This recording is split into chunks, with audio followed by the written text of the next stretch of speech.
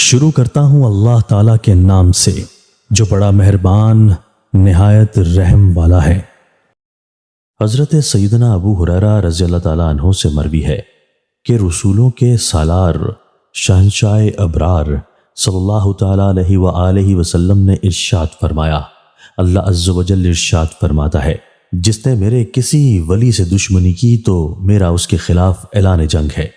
میرا بندہ جن چیزوں کے ذریعے میرا قرب حاصل کرتا ہے ان میں فرائض مجھے سب سے زیادہ محبوب ہیں، اور میرا بندہ نوافل کے ذریعے میرا قرب حاصل کرتا رہتا ہے یہاں تک کہ میں اسے اپنا محبوب بنا لیتا ہوں، اور میں ان کا کان ہو جاتا ہوں جس سے وہ سنتا ہے، اور اس کی آنکھ ہو جاتا ہوں جس سے وہ دیکھتا ہے، اور اس کا ہاتھ ہو جاتا ہوں جس سے وہ پکڑتا ہے، اور اس کا پاؤں ہو جاتا ہوں جس سے وہ چلتا ہے، اور اگر وہ مجھ سے مانگے تو میں اسے ضرور عطا کروں گا، اور اگر وہ مجھ سے پناہ چاہے تو میں اسے ضرور پناہ دوں گا۔ اللہ عز و جل کی اپنے بندے سے محبت کا انعام۔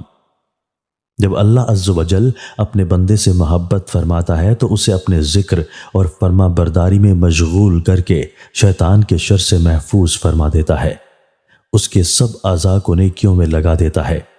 قرآن پاک میں سماعت اور ذکر الہی کا اس کا محبوب ترین مشغلہ بنا دیتا ہے۔ گانے باجے اور دیگر لغویات کو اس کے نزدیک بہت ناپسندیدہ کر دیتا ہے۔ پھر وہ جاہلوں سے آراز اور فحش کلامی سے اجتناب کرتا ہے، اپنی نظروں کو حرام اشیاء سے بچاتا ہے، بس اس کا دیکھنا غور و فکر و عبرت پر مبنی ہوتا ہے۔ وہ مخلوق کو دیکھ کر خالق کی قدرت پر دلیل پکڑتا ہے۔ امیر المومنین حضرت سیدنا علی المرتضی شیر خدا کرم اللہ تعالی وجہ الکریم فرماتے ہیں، میں کسی بھی چیز کو دیکھنے سے پہلے اپنے رب عز و جل کی طرف متوجہ ہوتا ہوں۔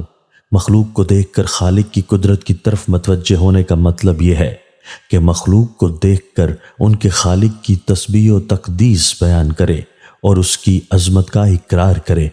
اپنے ہاتھ پاؤں صرف اللہ عز و جل کے حکم کے مطابق استعمال کرے، کسی فضول کام کی طرف نہ چلے، اپنے ہاتھوں سے کوئی بیکار کام نہ کرے، اس کی حرکات و سکنات اللہ عز و جل کے لیے ہوں۔ جب بندے کی یہ حالت ہو جائے تو اسے اس کی تمام حرکات و سکنات اور افعال پر ثواب دیا جاتا ہے۔ اللہ عز و جل سے دعا ہے کہ وہ ہمیں فرائض کے ساتھ ساتھ نوافل کا بھی پابند بنائے، اور ہمیں اپنے محبوب بندوں میں شامل فرمائے، اور اپنے اولیاء کی دشمنی اور بغض سے محفوظ فرمائے۔ ہمیں فقط ان کی محبت نصیب فرمائے، آمین۔